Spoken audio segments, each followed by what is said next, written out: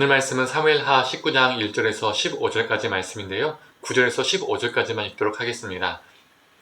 이스라엘 모든 지파의 백성들이 변론하여 이르되 왕이 우리를 원수의 손에서 구원하여 내셨고 또 우리를 블레셋 사람들의 손에서 구원하셨으나 이제 압살롬을 피하여 그 땅에서 나가셨고 우리가 기름을 부어 우리를 다스리게 한 압살롬은 싸움에서 죽었거늘 이제 너희가 어찌하여 왕을 도로 모셔올 일에 잠잠하고 있느냐 하니라.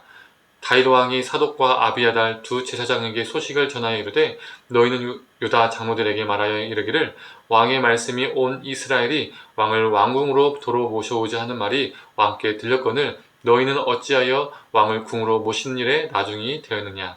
너희는 내 형제요 내 고륙이거늘 너희는 어찌하여 왕을 도로 모셔오는 일에 나중이 되리요 하셨다 하고 너희는 또 아마사에게 이르기를 너는 내 고륙이 아니냐. 네가 요압을 이어서 항상 내 앞에서 지휘관이 되지 아니하면 하나님이 내게 벌 위에 벌을 내리시기를 바라노라 하셨다 하라 하여 모든 유다 사람들의 마음을 하나같이 기울게 하매 그들이 왕께 전가를 보내어 이르되 당신께서는 모든 부하들과 더불어 돌아오소서 한지라. 왕이 돌아와 요단의 이름에 유다 족속이 왕을 맞아 요단을 건너가게 하려고 길갈로 오니라. 아멘. 아침 묵상을 들으시는 모든 성도님들에게 하나님의 은혜가 있기를 간절히 소망합니다. 어제 아침 묵상에서 나누었던 것처럼 다윗은 자신의 아들 압살롬이 죽었다는 소식에 너무나도 슬펐습니다. 그리고 이 소식이 백성들에게 퍼지고 심지어 전쟁터에 있었던 군사들에게도 퍼지게 되었습니다. 그렇다 보니 백성들과 군사들의 입장에서는요, 매우 난감하고 당황스러운 상황에 놓이게 되었습니다. 자신들은 목숨을 걸고 전쟁터에서 이겼는데도 왕이 아들 때문에 우니까, 즉 적군 반란군의 우두머리 때문에 우니까 그냥 아들도 아니고 반역한 아들 때문에 우니까 승리했는데도 기뻐하면 마치 죄를 짓는 것 같은 분위기, 무엇인가 잘못한 것 같은 분위기, 매우 이상하고 민망하고 무거운 분위기가 되었습니다. 그래서 3절에 이렇게 기록되어 있죠. 그날에 백성들이 싸움에 쫓겨 부끄러워 도망함 같이 가만히 성읍으로 들어가니라. 다윗을 위해서 싸운 병사들이 승리했는데도 불구하고요, 이 패잔병처럼 복귀를 했다라고 성경은 기록하고 있습니다. 이때 요압이 다윗에게 찾아가 이렇게 슬퍼하고 있으면 다윗을 위해서 싸운 백성들의 민심이 들썩들썩하고 다윗 왕 당신에게 큰 위기가 닥칠 것이라고 조언을 합니다. 지금은 반란군을 지답한 백성들의 사기를 높여줘야 할 때라고 조언을 해주죠. 다윗은 이 요압의 충고를 받아들이고 마음을 추스리고 백성들 앞에 섰습니다.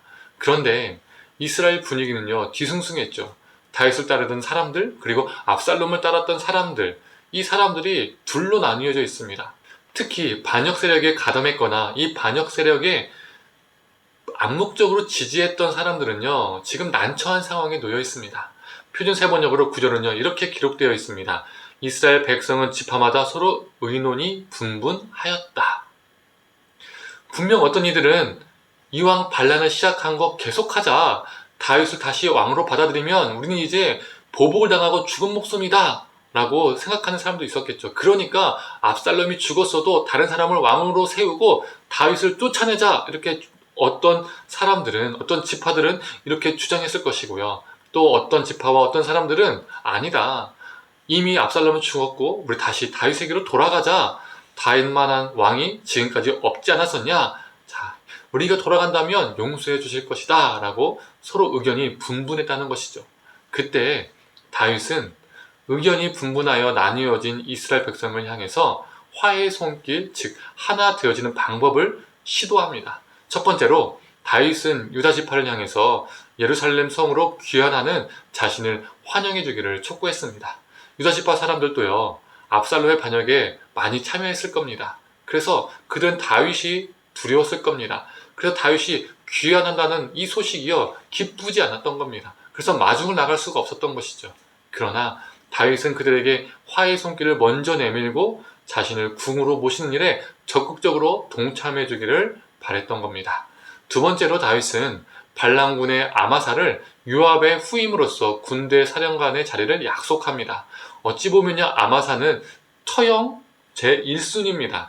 그러나 다윗은 그를 징계하거나 처형하는 것에 몰아넣는 것이 아니라 그러한 아마사까지 품습니다.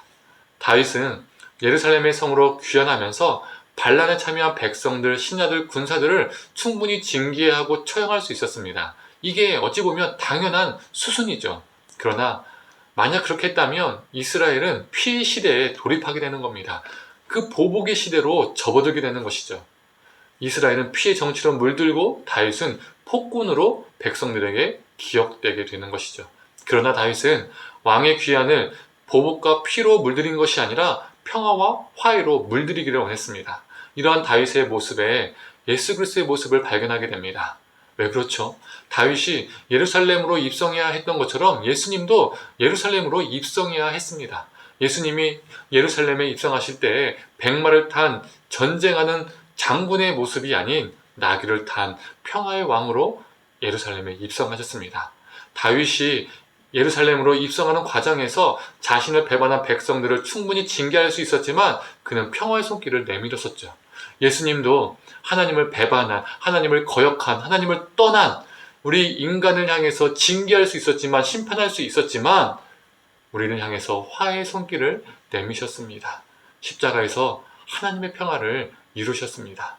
우리도 예수님처럼 다윗처럼 누군가에게 평화의 손길을 내미는 사람들이 되기를 소망합니다. 우리를 통해서 가정에, 내가 속한 일터에, 우리 공동체에, 우리의 모든 인간관계 속에서 하나님의 평화가 이루어지기를, 임하기를 간절히 축원합니다. 함께 기도하겠습니다. 하나님, 반란군을 제압하고 다시 예루살렘 성으로 귀환할 때에 다윗이 폭군과 보복의 정치로, 피해 정치로 물들인 것이 아니라 화해의 손길로 그들을 품었습니다. 하나님, 우리도 이 다윗의 모습을 본받게 하여 주시옵소서.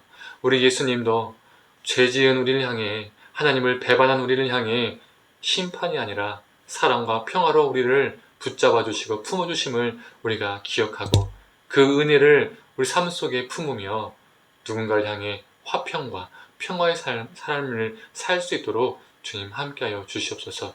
우리를 통해 가정과 일터와 공동체 모든 관계 속에 하나님의 화평이 강력하게 임하게 하여 주옵소서. 감사드리며 사랑에 만드신 예수님의 이름으로 기도드립니다. 아멘.